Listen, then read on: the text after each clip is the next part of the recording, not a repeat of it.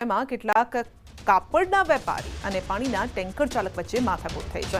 પાણીનું ટેન્કર રસ્તામાં મૂકતા બોલાચાલી થઈ હતી અને જે બાદ બે જૂથ વચ્ચે મારામારી થઈ। બાપુનગર પોલીસે સીસીટીવી ફૂટેજના આધારે તપાસ પણ હાથ ધરી છે, જેનો વિડીયો પણ સામે આવી રહ્યો છે। આ મારામારીનો પાણીના ટેન્કર ખસેડવા મુદ્દે મારામારી થઈ હતી। પહેલા બોલાચાલી થઈ, લોકો એકઠા થઈ ગયા અને ત્યારબાદ મામલો મારામારી સુધી પહોંચી ગયો। હાથમાં હથિયાર લઈને વ્યક્તિ આવ્યા અને મારામારી પર ઉતરી આવ્યા। ત્યાંથી કોઈ પસાર થતું હશે અને ટેમ્પો રસ્તામાં નડતો હશે એ બાબતે લોકોને બોલાચાલી થયેલ। ત્યારબાદ જે જીગર દેસાઈ, વિકી અને કેડી સાવધારિયા એ ત્રણ તેમજ એના બે મિત્રો કુલ 5 જણા ભેગા થઈને આ ટેમ્પો એ લોકો રસ્તામાં મૂકવા બાબતે ઝઘડો થયેલો હતો। એ લોકો પાસે મારામારી કરેલી હતી। એ બાબતે બાપુનગર પોલીસ વિસ્તારમાં 30 તારીખના રોજ એમની વિરુદ્ધ ગુનો દાખલ કરવામાં આવેલો છે અને આરોપી ધરપકડ કરવાની કાર્યવાહી ચાલુ છે। માથાકૂટમાં એવું હતું, ખાલી રિક્ષાને આગી પાછી લેવાની બાબતમાં સામેવાળા વ્યક્તિએ 3-4 લોકોને બોલાવીને માથાકૂટ કરી હતી, મારામારી કરી હતી। કોણ હતો અને શું કામ કર્યું? પાણી નીચે આપવા આવે માણસ હતો, બીજો કોણ હતો કોઈ આપણને પરિચય નથી। શું નામ છે એનું? એકનું નામ જીગર છે, એકનું વિકી દેસાઈ અને એકનું કેડી સાવથરિયા। સાંજે 4 વાગ્યા સુધીમાં રાજ્યભરમાં વરસાદની આગાહી છે। 3 જિલ્લામાં વરસાદનું રેડ એલર્ટ। ડાંગ, નવસારી, વલસાડમાં રેડ એલર્ટ અપાયું છે। 10 જિલ્લામાં વરસાદનું ઓરેન્જ એલર્ટ છે। સાબરકાંઠા, બનાસકાંઠા, અરવલ્લીમાં ઓરેન્જ એલર્ટ અપાયું છે। મહીસાગર, પંચમહાલ, દાહોદમાં ઓરેન્જ એલર્ટ અપાયું છે। છોટાઉદેપુર, નર્મદા, સુરત, તાપીમાં પણ ઓરેન્જ એલર્ટ છે। અમદાવાદ સહિત 20 જિલ્લામાં યલો એલર્ટ જાહેર કરાયું છે।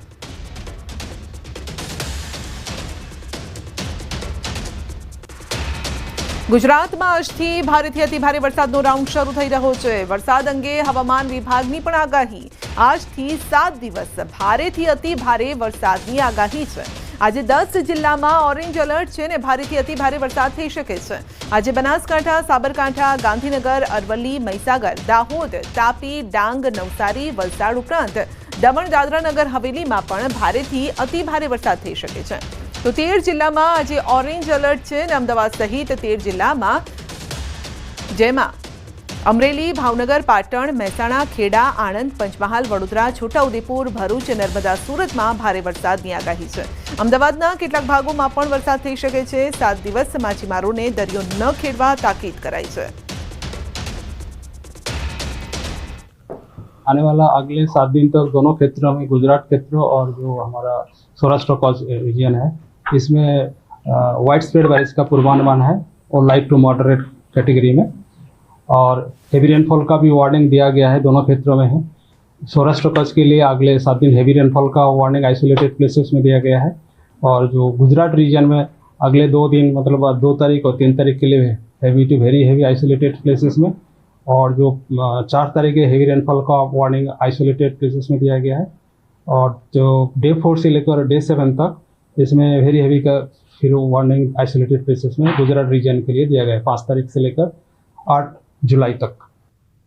રાજકોટ જેતપુર નેશનલ હાઈવેની ધીમી કામગીરીને લઈને કોંગ્રેસ આગેવાનો મેદાને છે। તો કોંગ્રેસના અગ્રણીઓએ નેશનલ હાઈવે ઓથોરિટી ઓફિસ પહોંચીને વિરોધ પ્રદર્શન કર્યું।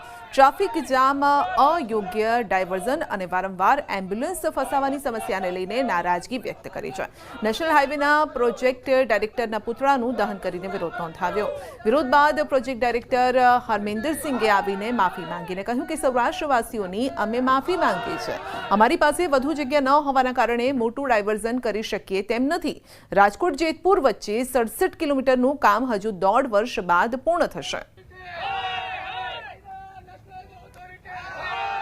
જે જેતપુર હાઈવે 6 લાઇન છે એના માટે રસ્તા સારા ન હોય અને રસ્તા સારા ન થાય ત્યાં સુધી ટોલ ન ઉઘરાવે એ જ અમારી માંગણી છે। જે નેશનલ હાઈવે બધાય છે એટલા ખરાબ માલક છે ને ખોટા સ્ટોલ જ ઉઘરાવે છે। આજે તમે જુઓ નેશનલ હાઈવે જેતપુર વાળો એવો છે, અત્યારે જે નવો ભારત માળા બનાવ્યો છે એ થરાદથી તમે આગળ જાઓ તો એટલો ખરાબ છે ને ટોલ નાકા બેફામ ઉઘરાવવામાં આવે છે। અત્યારે અમે જેતપુર હાઈવે માટે આવેલા છે। અમદાવાદ અને વડોદરાની શાળાઓમાં સામાજિક તત્વોના હોબાળાના સુરતમાં ઘેરા પ્રત્યાઘાત જોવા મળ્યા। સ્વનિર્ભર શાળા સંચાલક મંડળ દ્વારા કલેક્ટરને રજૂઆત કરવામાં આવી। શિક્ષણના ધામમાં સામાજિક તત્વો વિરુદ્ધ કડક કાર્યવાહી કરવા માટે માંગ કરાઈ છે। શાળાના કર્મચારી અને શિક્ષકો પર થયેલા હિચકારા હુમલાને નિંદનીય ગણાવીને બાળકો, શિક્ષકો અને કર્મચારીઓની સુરક્ષાને લઈને સવાલ ઉઠાવ્યા છે. રાજ્ય સરકારને ઉદ્દેશી જિલ્લા કલેક્ટરને આવેદનપત્ર પણ પાઠવવામાં આવ્યું. વડોદરા અને અમદાવાદ ખાતે શાળામાં અસામાજિક તત્વો દ્વારા શિક્ષકો અને આચાર્ય પર હુમલાના પ્રત્યાઘાતો ગુજરાતમાં પડ્યા છે. સુરત સ્વનિર્ભર શાળા સંચાલકો પહોંચ્યા છે સુરત કલેક્ટર પાસે પોતાનો વિરોધ નોંધાવવા માટે, પોતાની અરજી આપવા માટે. આપણી સાથે ઘણા બધા સંચાલકો, આપણે વાત કરીએ. આપનું નામ શું કહેશો? નવનીત પટેલ, સ્વનિર્ભર શાળા સંચાલક મંડળ સુરત દ્વારા આજે કલેક્ટર કચેરી ખાતે આવેદન પત્ર આપવા માટે આવ્યા છીએ. છેલ્લે જે ઘટના અમદાવાદમાં બની, વડોદરામાં બની, આ બધી ઘટનાઓ શિક્ષકના માનસપટ ઉપર એક નકારાત્મક અસર પાડતી હોય છે. વિદ્યાર્થીઓને શીખવવા માટે વિદ્યાર્થીનું જેટલું મન શાંત હશે એટલું વધારે સારી રીતે એનામાં ગુણોનું સિંચન થઈ શકે. તો આવા પ્રકારની ઘટના ન બને માટે ડૉક્ટરો માટે જેવો કાયદો છે એવા જ પ્રકારનો કાયદો શિક્ષકો માટે લાવવામાં આવે. જે રીતે હુમલા શાળા ઉપર થઈ રહ્યા છે, શાળાઓમાં ભયનો જે માહોલ ઊભો થયો છે, તેની સામે અમને પ્રોટેક્શન જોઈએ છે અને તેના માટેનો કોઈ કાયદો અમલમાં આવે તેની અમારી લાગણી અને માગણી છે. જે રીતે હુમલા થઈ રહ્યા છે તેને લઈને હવે નવા કાયદાની માંગ સાથે આવેદનપત્ર સ્વનિર્ભર શાળા સંચાલકો દ્વારા આપવામાં આવ્યું છે. કેમેરામેન જીગર કુકર સાથે કીર્તેશ પટેલ, ન્યૂઝ 18 ગુજરાતી, સુરત. રાજકોટ આરએમસીના પૂર્વ ટીપીઓ મનસુખ સાગઠિયાની મુશ્કેલીમાં વધારો થયો છે. ઈડીએ મની લોન્ડરિંગ કેસમાં આરએમસી પાસે ગુનો દાખલ કરવાની મંજૂરી માંગી હતી, જેને મંજૂર કરવામાં આવી છે. સાગઠિયા વર્ગ 1ના અધિકારી હોવાથી તપાસ માટે સ્ટેન્ડિંગ કમિટીની મંજૂરી જરૂરી હતી અને આ મંજૂરી મળતા હવે જનરલ બોર્ડની મંજૂરી લેવાશે. જનરલ બોર્ડની મંજૂરી બાદ ઈડી કાર્યવાહી શરૂ કરશે.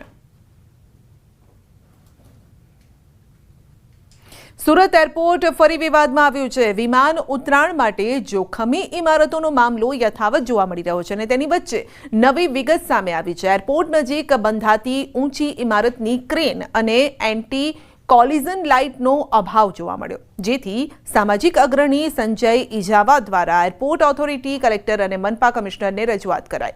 એરપોર્ટ નજીક અનેક ઊંચી ઇમારતો અને બાંધકામ કરાયું અને જેમાં નિયમોનું ધરાર ઉલ્લંઘન જોવા મળ્યું, જેથી એરપોર્ટ ઓથોરિટી ઓફ ઇન્ડિયા દ્વારા જારી કરાયેલ એનઓસી રદ કરવા માંગ કરાઈ છે અને તેમજ એરક્રાફ્ટ એક્ટ 1994 હેઠળ કાનૂની કાર્યવાહીની માંગ કરાઈ છે.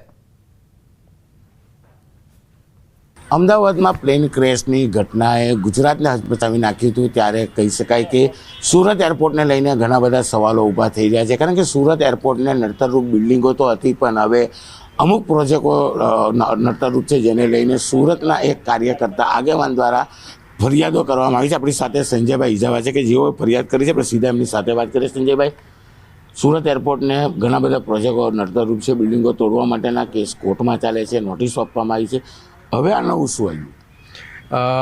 ઓલરેડી જે 43 જેટલા પ્રોજેક્ટો જે નડતરરૂપ છે એને લઈને લોકો અત્યારે હેરાન પરેશાન છે અને કોર્ટમાં મામલો ચાલે છે.